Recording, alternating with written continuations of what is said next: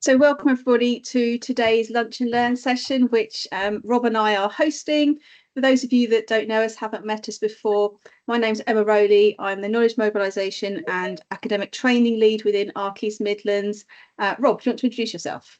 Hi everyone, thanks for joining us. I'm Rob Vickers. I'm a research fellow at the ARC East Midlands, where I've worked on a range of research and implementation studies where co-production's been an important factor.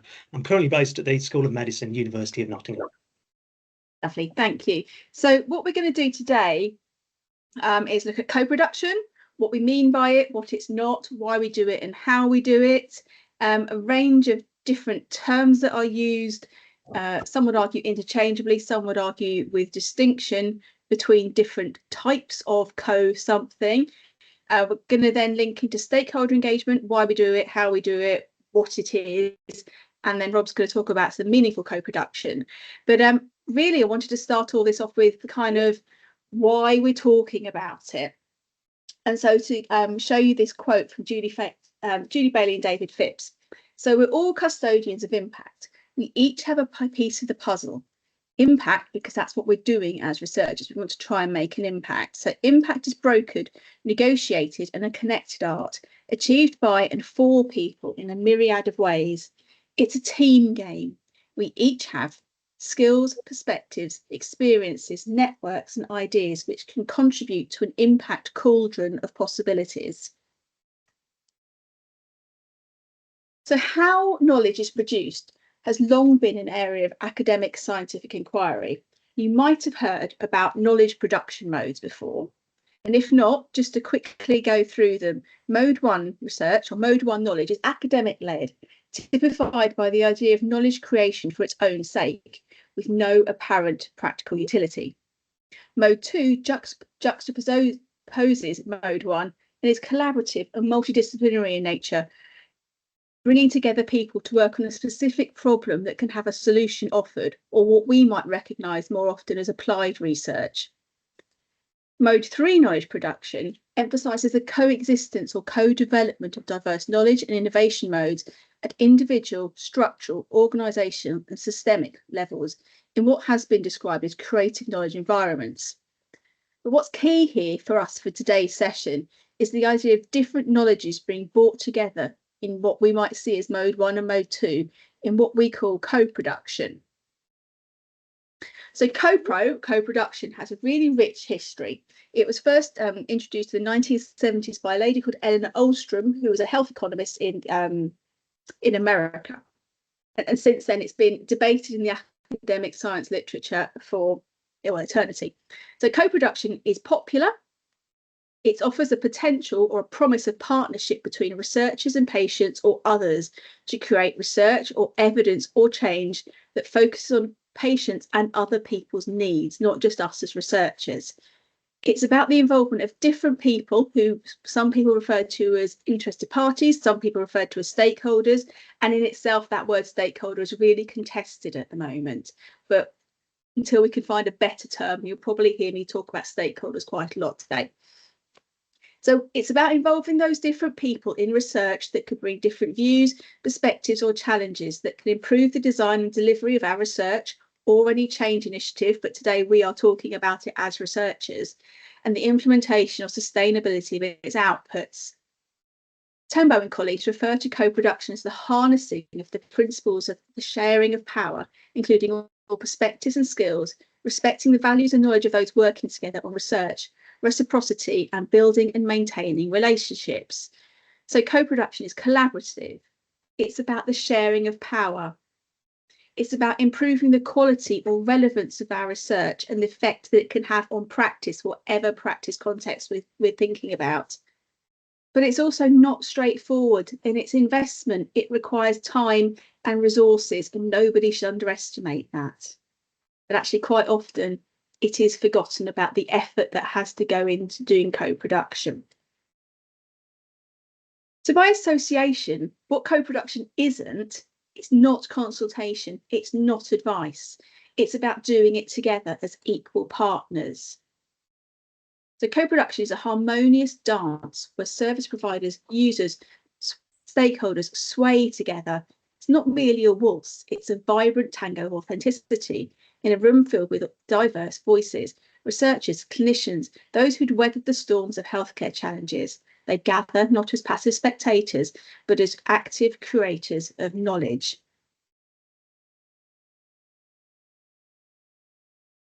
So why should we do co-production? We know as researchers in this applied implementation space that research doesn't get into practice easily. Even 18 years after the Cooksey report, which basically said it took 18 years to get research into practice, things haven't improved a great deal. Our dominant or traditional model of research is still based on the assumption that the research community discovers solutions and then we push it back out into the market to practitioners, to organisations, to patients. But a huge spoiler, don't do this on your own. You need to work in partnership, and that's what co-production is all about. So the easiest way to get research into practice, because that again is what as an ARC we are here for, is to design in implementation from the start of our research, but by designing, by working with, by co-producing all of our work with anybody that could possibly be affected by the change that we are proposing. So the next 3 slides you should look at in terms of co-production, so that we do research in order that our work can be implemented and lead to a change or lead to an improvement. And this straight line, which I guess some of you will have seen before, is just our representation of a kind of a traditional, what people thought was a linear pathway to adoption. You had an idea, you tested it, it got used, it got implemented and became standard normalised practice. It was really straightforward, but we know it, of course, it's absolutely not. That you can plan things, but then sometimes things just happen that you weren't aware of as that subject specialist in your field. So this is what that straight line also looks like when you actually add in the contextual complexities of trying to make a change into a space. And to try and navigate those roundabouts or potholes or one-way systems, we need those people to help us navigate that journey. And that is why we do co-production. So you can work together to spot the obstacles and to navigate around them before you fall into them. And without doing that, you will fail and your work is highly unlikely to make a difference. So Rob, over to you. Thanks, Emma. Working with stakeholders and communities to improve health and care has been and continues to be described in different ways.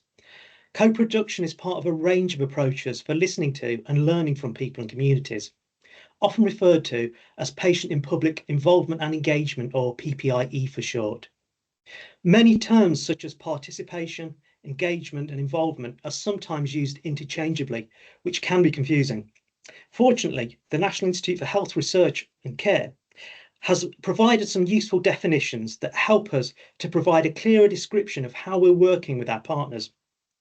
Engagement can be characterised as ensuring that information and outcomes for research are made available to stakeholders. Involvement, on the other hand, is about collaboratively working with patients and the public and sharing decision-making with them. The term patients includes the full range of current and former patients, carers, and people from organisations who represent those using health and social care. The term public includes everyone else impacted by health services. As this indicates, there's a large range of people and communities who can become involved in PPIE work and co-production, and we have to think carefully about who we include all the people who should be. Can I think next slide, please, Emma? Many commentators distinguish between different degrees of citizen involvement. The ladder or hierarchy concept shows the different levels of involvement or influence stakeholders are likely to have. Co-production is usually considered the gold standard as the most collaborative and egalitarian approach to working with people, where the agenda setting and key decisions are shared between researchers and public contributors, from the start to the end of the project and beyond. While this is perhaps not possible to co-produce every aspect of the work we do, meaningful involvement will necessarily require us to go beyond purely informing people about research and require putting power and control in their hands. I'll hand back to Emma now, who's going to tell us a little bit more about these different types of ways we can work with people. Thanks, Rob. So co-production or co-pro can be described as following, which it borrows from a website called the People's Hub. The purpose of co-production is to bring together the knowledge, skills and experience of the people working in an organisation or somewhere else with those of the people served by the organisation to better inform policy and practice. Pete Fleischman calls co-production a slippery concept, and he describes how there's no one fixed definition that everybody uses or even anybody can agree on. The matter is made more complicated and problematic as activity definable as co-production is not described as such by those involved with it or written in the literature always. Equally, there are instances where something is described as co-production is clearly a misuse of the term, and anybody that's following CoPro Week on Twitter will see people talking about faux production, and actually that's a really interesting term about people have started to use co-production when actually they're not doing co-production. But digress. Hickey suggests that the various ways in which co-production have been interpreted and applied, it's hardly surprising that it's a contested concept with much confusion about what it is or how one does it. For example, for some, co-production is simply good public involvement. For others, it's a vogue term. For others still, it's a particular methodology.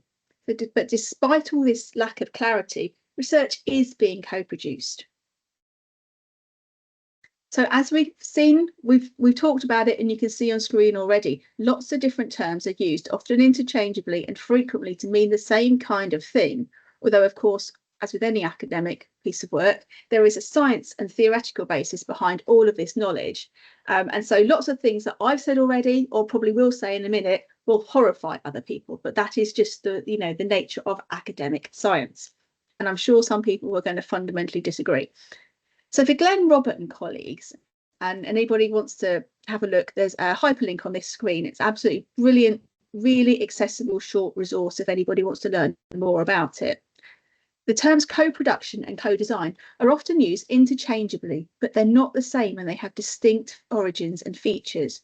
Co-production is used to recognise the two-way nature of services, that is, the relationships and interactions between those providing and using service, and how that influences the delivery, value and outcomes of that service. The roles and responsibilities of service providers and users can vary, as may the degree to which the different parties consciously co-produce. In contrast, co-design is always an intentionally applied process used as a creative way of understanding experiences and improving services through the adoption of a range of design methods, tools and processes that are often described as human-centred. And they continue to explain that co-production or co-design originated through participatory design in Scandinavia in the 1970s, where people destined to use the system played a critical role in designing it.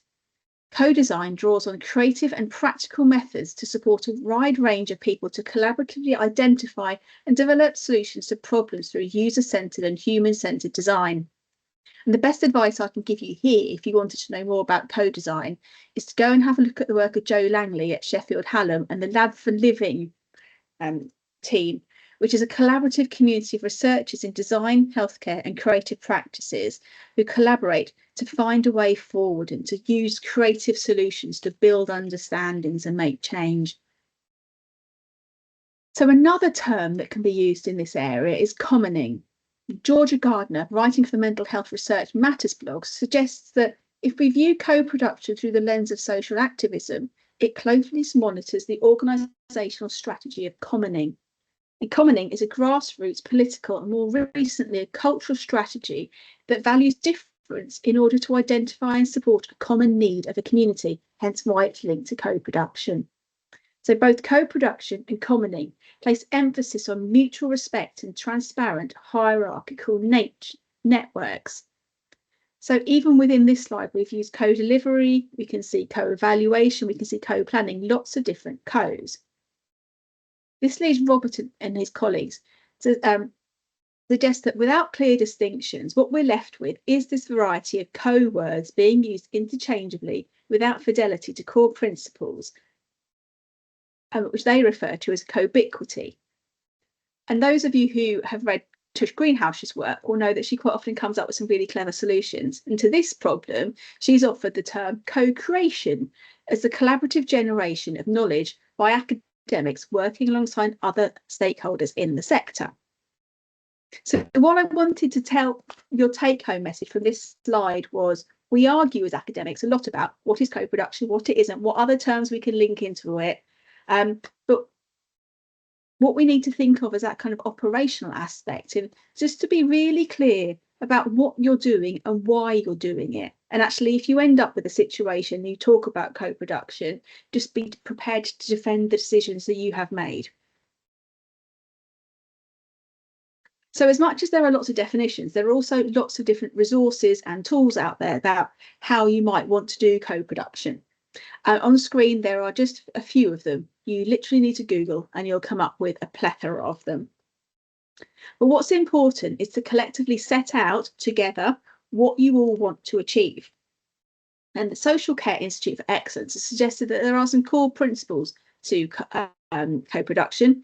They are not the only ones. You will find as many core principles out there as you choose to find. But for today, it's about equality, and starting with the idea that co-production is not about one person or one group.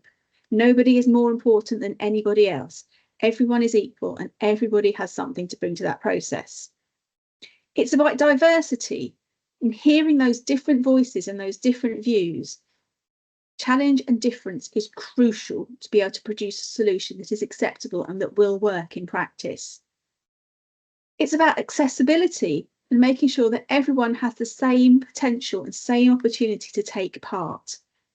And it's about reciprocity, making sure that people receive something because of what they give. So it's not just about taking, it's about giving back and having everybody feels valued and needed and can see what happens because of their participation and inclusion.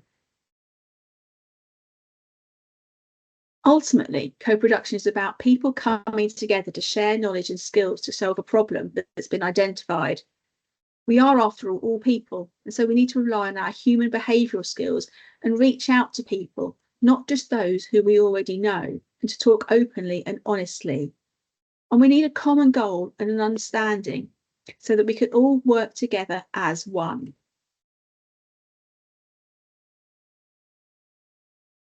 But in order to do that, we need to know who are those stakeholders, who are those people that we need to do co-production with. And this is probably the most important thing to know. Who is that composite audience that you need to hear from in order for your work to make a difference? So as academic researchers, we can talk about co-production or co-design, but we also talk about involvement and engagement. And everything has really similar meanings, although they are, of course, distinct. But what's really important is you've just got to know who that audience is. You might call them an audience, an end user, a client, a customer, a population, a stakeholder. But who are they? But importantly, who is missing from when you work out who those stakeholders are as well?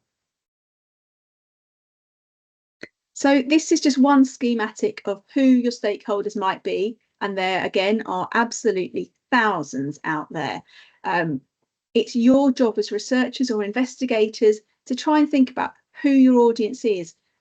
Talk to people, get them to tell you, get them to tell their friends who. It's always about finding out more and just asking questions. But we also might want to think about it in terms of the 9 C's of stakeholder analysis. So for applied health and care research, these are the commissioners or the customers or the collaborators, the contributors, the channels, the commentators, the consumers, the champions, the competitors. And so again, there are so many of these different tools out there that can help you work out who is the audience that you need to reach and that you should be doing your co-production with. This is a different way of thinking about it. And those of you who know about diffusion of innovations will recognise Everett Rogers' diffusion curve, which is probably one of my favourite ways of thinking about how we get people involved and how we get things into practice. And of course, this was created several decades ago to think about how farmers were introduced the innovative idea of crop rotation in order to increase the yield of their crops by not using the same field year after year to the same thing.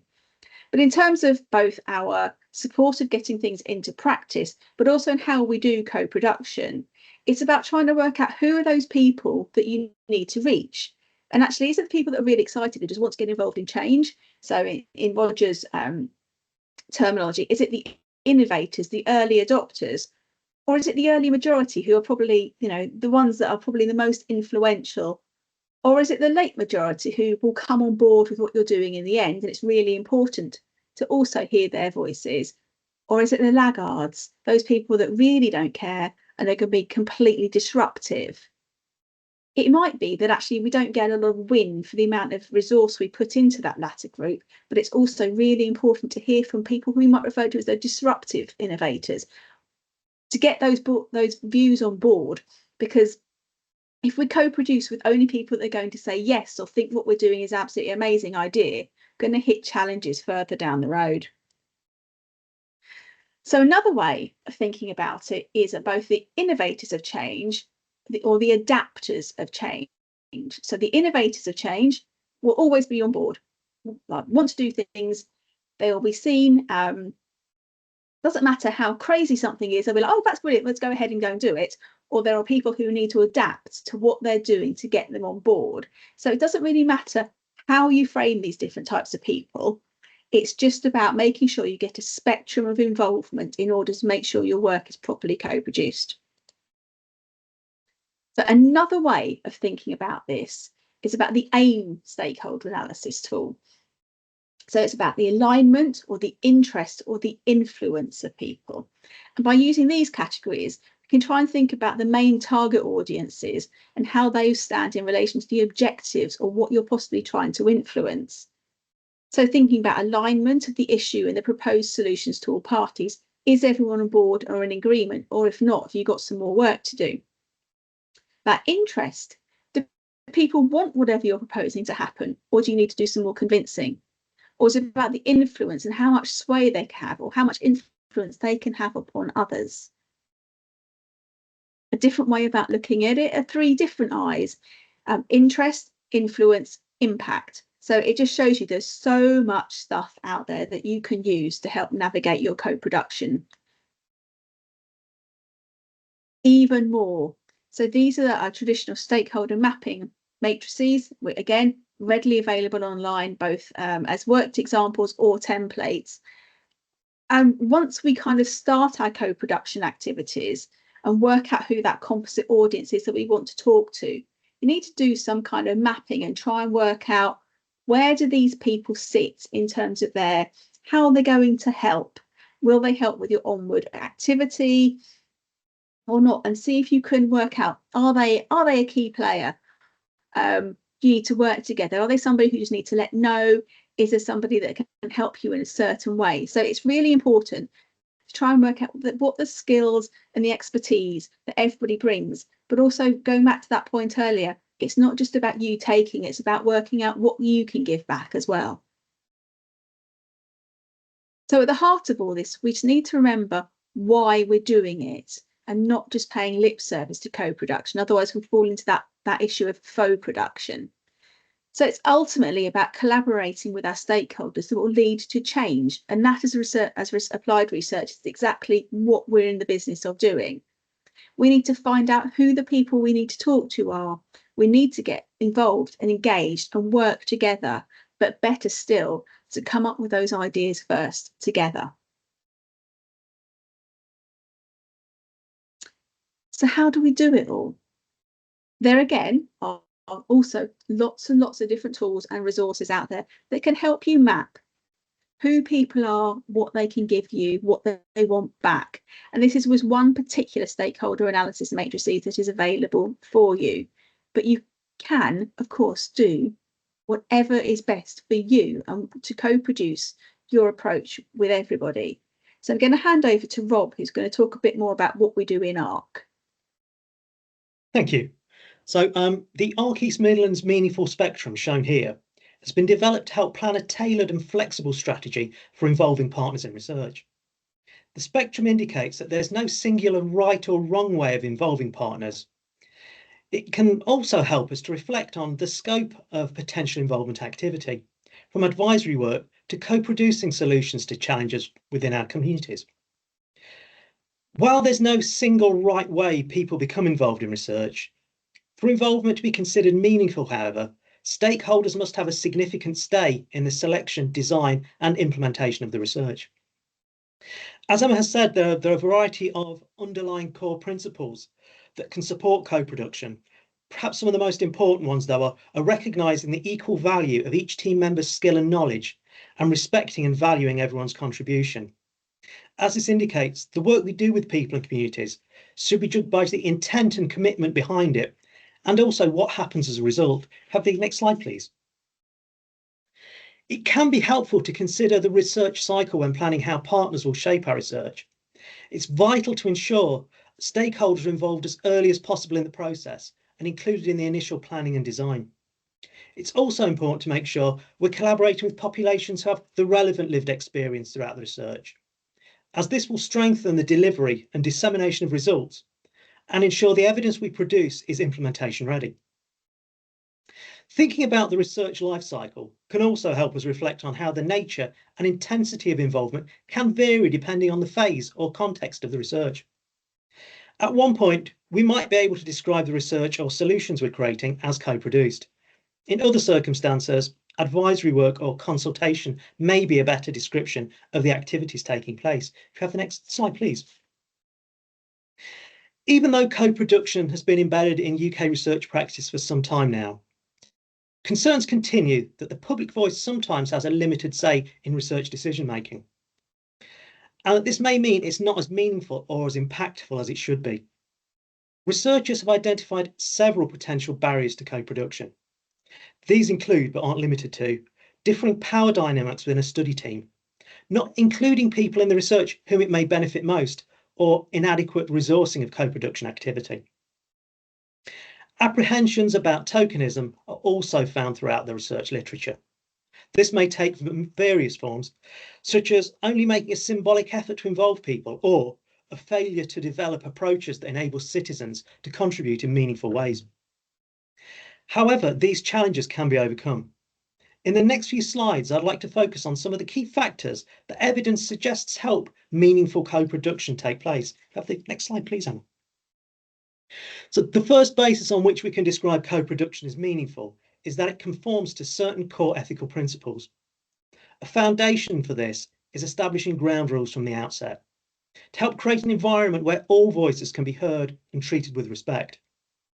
The key principle from which all others leads is that research is a shared responsibility, where power relations are equitable and there's a joint ownership of the key decisions. There's a clear interconnection between all of these principles. For instance, people from diverse backgrounds with experience due to their lived experience and expertise must be involved in the big decisions that shape research, since they'll have the knowledge and insights health professionals and researchers won't. There are a range of practical measures that can also support co-production. As Emma said, there's a lot of resources out there, but offering people training and having effective two-way channels of communication are very important. It's also, as Emma has said, important to set aside plenty of time to involve and support partners at every stage of the decision-making process, as this can be very time intensive. Could we have the next slide, please, Emma? A second major reason for undertaking co-production in a meaningful way is that it will improve the quality of research and make it more effective at delivering the changes we want. Working with the public and practitioners can provide research teams with new and different perspectives. Our partners can help ensure we're asking the right questions and that we have a clearer understanding of the needs of end users. This will not only make the research more relevant and sensitive to the communities we serve, it's also likely to improve the implementation of research, which will in turn create more sustainable impact. Can we have the next slide, please, Anne? There are a number of factors that have been identified as helping to support meaningful co-production. These include, but this isn't a comprehensive list, but some of the important ones are the expectation that public involvement will take place before the research begins and be expected at all stages throughout the process. Embedding the principles of co-production within the wider culture and infrastructure of an organisational team, such as having an established group or dedicated policies, can also help to ensure stakeholders are actively involved in all key decisions. It's also vitally important to foster and maintain ongoing connections with our local communities and partners, and that these relationships are characterised by mutual trust and respect. This will help us understand the research topics that are most important to our communities and they're going to be most impactful in helping meet locally identified priorities. Hence, co-production should go beyond specific activities within a study or project and continue after the research finishes. Co-production is highly context dependent. What works well in one situation at one time may not work so well in another. Best practice shows that a range of different approaches and methods should be used to listen to and learn from people and communities. For co-production to be truly meaningful, action should be taken to ensure individuals and groups are not underrepresented in our investigations and that our research does not disadvantage anyone. Can I have the next slide, please, Anne? So it's important to acknowledge that co-production is a constantly evolving concept and practice. Therefore, it's vital that we constantly review and reflect upon our approach to co-production and that we continue to document and share examples of effective practice going forward. The rapid growth of online meetings, remote and hybrid working has in many cases altered the practice of co-production. It's removed the geographical restrictions and brought about new opportunities to work with more and different groups of people. But it's also created some additional barriers, such as digital exclusion that reflect wider social, economic and regional disparities. While these are not easily overcome, it's important to develop a strategy to tackle these, and that will have to be bespoke to the situation we're in. It can also be difficult to foster remotely the trust relationships which are central to meaningful co-production. Trust relies on effective communication and honest discussions. Hence, one potential approach can be to have ongoing contact and input from partners throughout the whole of the research via a variety of mediums, perhaps phone, email, as well as face-to-face meetings. Distinctions are sometimes drawn between clinical research, which generally focuses on patients, and implementation research, which is generally thought to focus on health professional behaviour.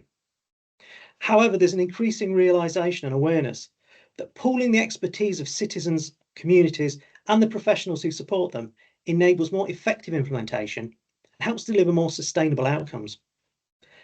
This approach to implementation will perhaps become increasingly important, and it's well worth exploring this as a way forward. As a final point to this slide, there's no single universal way of doing co-production, as this will vary in each situation depending on the task, the context, and the people involved. However, there are a wide variety of theories, models, and frameworks, and Emma's shared some of these, and as she said, Google is a good way to find lots of them, and these have been to help us make co-production more efficient and effective. And I'd encourage you to look at a variety of these tools because there's lots out there and see which is most appropriate to you and consider which insights they provide can be most beneficial when putting people's lived experience at the heart of your research. I'll hand back to Emma now, and but I'd just like to say, if you have any questions for us, if you could please put them in the chat or ask them in person, whichever you prefer. If you put them in the chat, I'll read them and Emma will answer them. I think that's an efficient way of splitting our resources. So thank you very much. So thanks, everybody. That's what we wanted to basically talk about today, a whistle-top overview over different elements of co-production. But as I said earlier, it is co-production week this week. If we were clever enough, we would have designed this on purpose. It wasn't. It's just incredibly fortuitous it's come the same. But there are lots of different online sessions, Twitter chats going on. There's some links on the page if anybody wants to know more about it, or just the hashtag CoPro or FOPro is also what's going on at the moment. So yes, so we'll be really happy to answer questions, have a discussion, however anybody would like to, in the spirit of co-production, will be useful for you all. So yeah, we will take questions, we will continue to talk rubbish if not, or everybody can go and have a lunch break. So, right, Rob, over to you. Well, I can, perhaps people can hear my tummy rumbling because that's why they want us to end rapidly. But no, I was just going to say that, as Emma said, though, if anyone would like to contact me or the implementation, there's obviously an email address here. If anyone would like to contact us about our research and perhaps collaborate with us as well, then I'd be really pleased to hear from you. So just Lovely. that's So we have two questions. So the first one is how to engage people who are not interested in the project, but they are key stakeholders. And that's a really, really tricky one, because obviously it's all of us get lots of approaches, and it's really easy when you're time constrained to say no thanks or just delete. It is our job as that kind of that project lead or the person who's leading that work to try and find out what is it that we are doing that is valuable to somebody. So it's about doing some homework, some background work. So what are the key policy drivers? What is the key burning issue that your research might help to solve? What is how can you help them? That is the key part of it, because unless you can verbalize that offer about why someone should give their time to you and what are they going to get back from it, I don't think you're going to get people involved these days, or you're going to get people who have the time to share. That might not necessarily be who you need to help solve some of those tricky dilemmas that we face as researchers in this space. And then Kaj, can project partners work instead of stakeholders? Possibly, but of course sometimes what we're doing isn't a project, but partners is a really nice idea behind it as well. So yes, but I'm sure somebody would have an academic argument against partners as well.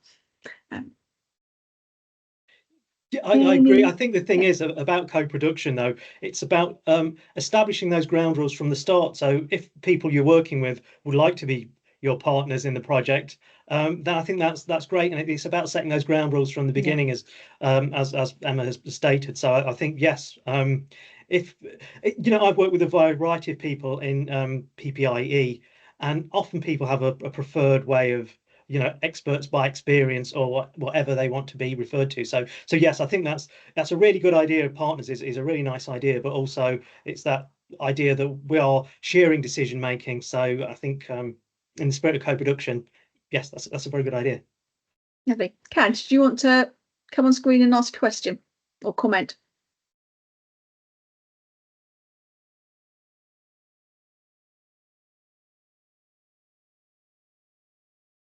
Kaj, you got your hand up. Have you got a comment?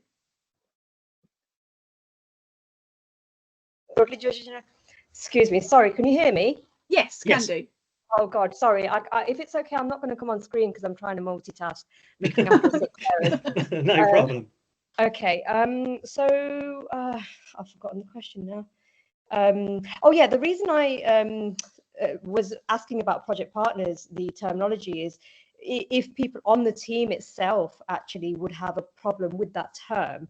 I know that the community would probably be quite receptive to that kind of title, but it's like you just said, I feel like it sometimes falls down to egos where the team doesn't want to give out that title willy-nilly because they've kind of worked for it in a way, Yeah, and I think that goes back to, I mean, several slides ago we saw that kind of that ladder, that hierarchical ladder, and I think that's the research environment's changed a lot over years, and we used to do mode 1 research, and it was literally what researchers wanted to do and wouldn't talk to anybody else, and so we have come a long way in order to do co-produced or co-involved or engaged research. Again, really weighted terms there, but actually in order to be true partners in something, you have to have equal power to say, I don't think we should be doing that research, or we don't think we should be doing it in that way.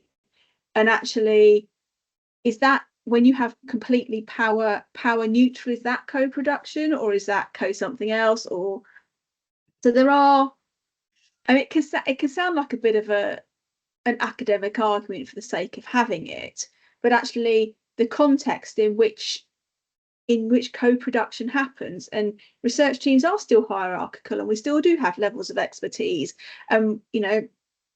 When you have somebody who comes in who doesn't have the credentials that we are told as academics you should have to be part of a research team, like PhDs or professorships or huge amount of funding or publication backgrounds, that can seem really intimidating, and some people will not argue or debate against the academic expert because they don't think they should do or they can do. So actually, if there is that underlying dynamic, then that's not pure partnership, and that's probably not pure co-production too. So it really is about relationships and human behaviour. And I think sometimes we get really hung up on the terminology just because we can do, rather than actually thinking about what at the core of it is what we're doing, and does it really matter what we call it? But you know, I would probably get lynched by somebody whose entire academic career is about this for saying that. Thank you, that's great. Pleasure. Do we have any other questions, comments, areas for discussion? Lovely. Charlie, do you want to say it, come on screen, put it in? Perfect, go ahead. Hello, yeah. So I had a question about when you're bid writing and how you can involve stakeholders in that aspect of a project when you already kind of need an idea of what the project's going to be, and funders are asking for quite a lot of detail about how the project's going to look, but you might be up against kind of tight timescales. You might not be able to follow some of the good practice guidance on reimbursing kind of stakeholders and people who would be involved in co-production. So I just wondered what advice you have for those sorts of situations, because that's where I find it to be really difficult. Yeah, I think pragmatism, you know, it is best practice is always best practice. It doesn't mean to say it's actually deliverable in real life. And I had an example relatively recently where we had to, you know, had a 3-week turnaround to put a bid in from when we were told we had to apply for it to when we did, and it needed to be co-produced, but it had to be not we can start from a blank page. It had to be, okay, this is the scope of what we can offer, is this going to be okay with you?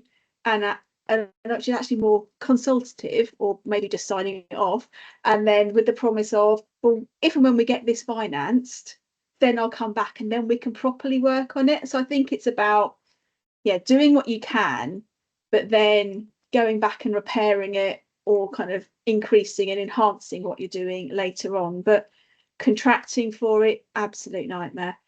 Paying people, absolute nightmare. So yeah, it doesn't feel that the system is set up for us to do it properly. Yeah, thank you. And could I just ask one other question? Of course. Sorry, whilst I've got the mic.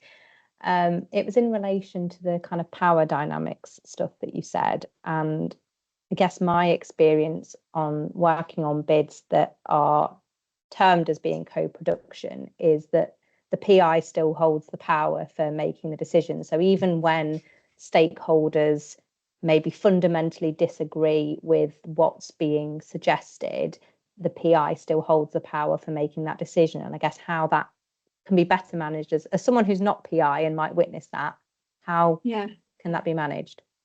It's a really tricky one, isn't it? Because actually at the heart of what you're just talking about is academic practice and you know, academic hierarchies and stuff like that. So I would say, you know, as a researcher, can you challenge it? It depends what your relationship with your PI is about. How much do you want your career to progress? How much do you still want a job? If it's that negativity type relationship, or actually do you is it about mentoring and peer support and being treated as an equal colleague? Or use it as a training experience about, you know, when I'm a PI, I'm never going to do this again. You know, so there are ways and rounds of it. Can you call out that behaviour and say this isn't right, but actually that might have knock-on or unanticipated effects for you personally that you might not want to have to go near? Or do you treat it as a whole, you know, when I am in that position, I'm not going to make this happen, or I'm going to do my best not to make this happen.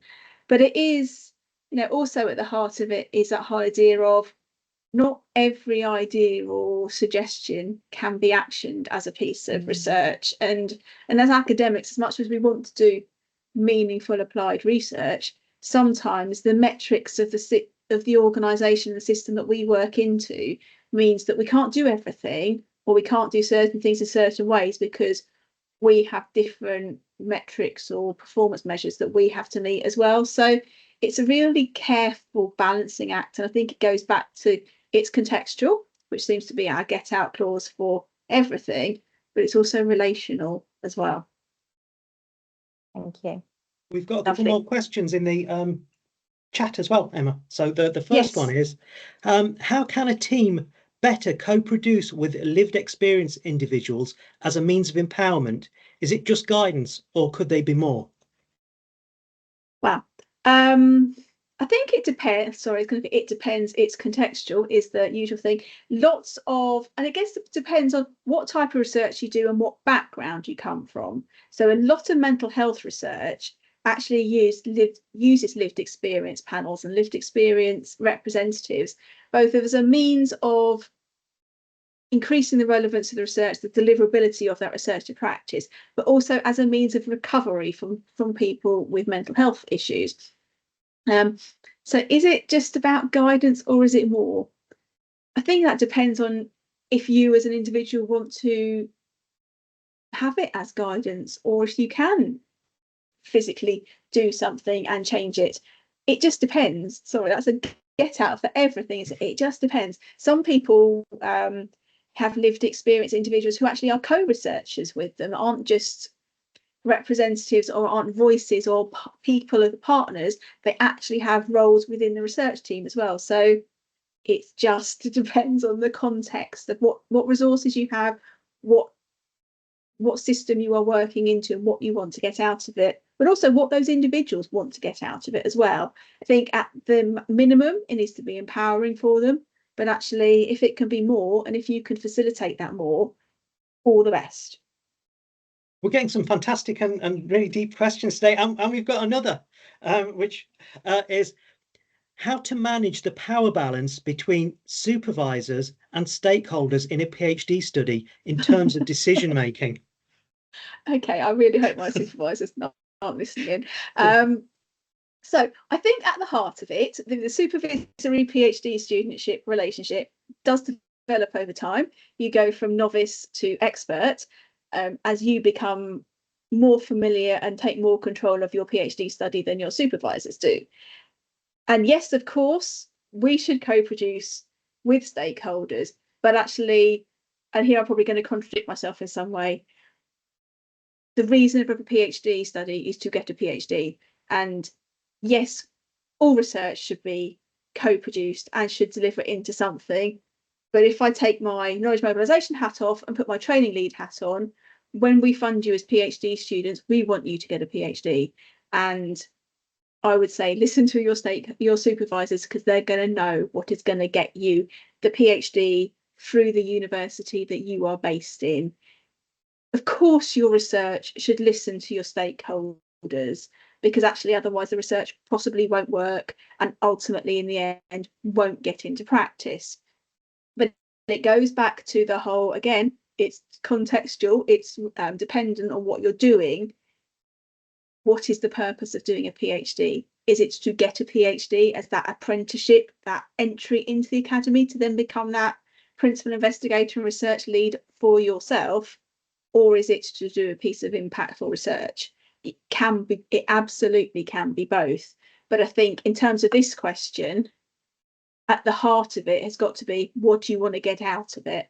And if it's to do a PhD and get awarded that PhD, listen to supervisors. And I really hope if mine are listening from like 25 years ago, they'll say, well done, Emma, that's exactly the answer you should have given us. I agree with it. I think that it was the answer I would have given, but not as eloquently. So thanks for that, Emma. We've no more questions in the chat. So was anyone else like to raise their hand with a question?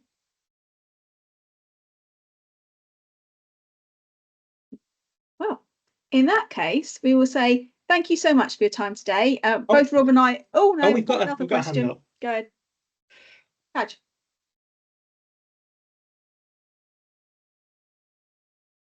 Kaj, do you want to ask your question again?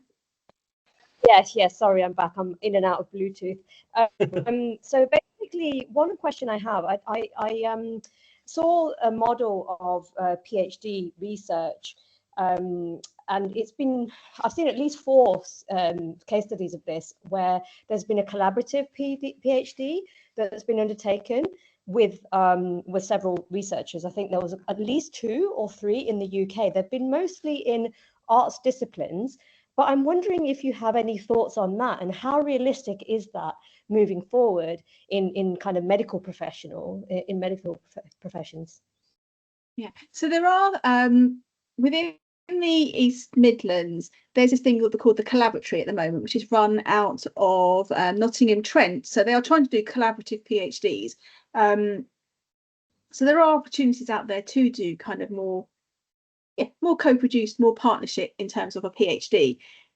It's really tricky to work, how do you do a collaborative PhD with you can have more than one people working on a project and lots of people doing PhDs from that project. What's really important, and again, this is with my training lead ex-PhD supervision hat on, is that the analysis that you produce as part of your thesis, be it a thesis by publication or a thesis by thousands and thousands and thousands of words, it has got to be your own, and it's got to be a novel contribution to the knowledge. So because you and your supervisors have to sign something at the end of it saying this is a piece of original work that only this person has contributed to. So I think, yes, a team collaborative way of doing a PhD is absolutely fine, but there has to be distinct threads to that thing. So, it could be, we in ARC we run nested PhDs within our trials sometimes, but the PhD analysis is completely distinct from the analysis that went on within the trial. So the trial might be looking at the quantitative data and the follow-up rates about if something was clinically or cost effective, whereas the PhD might be a nested process evaluation, actually looking at patient or professionals' experiences of that intervention being delivered, and that's entirely possible. But actually, that collaborative thing about we're all working together, but we're all going to get a PhD out of it, or we're all going to be authors on the same PhD, I would shy away from, because I think it's far too messy. Because actually a PhD is a personal award as well, and a personal career development opportunity. So yeah, find a way of co-producing and working together, but making sure you can argue and defend your own contribution to knowledge that comes out of it, because that's ultimately what the PhD is and what the Viva will be checking as well. Thank you. Pleasure.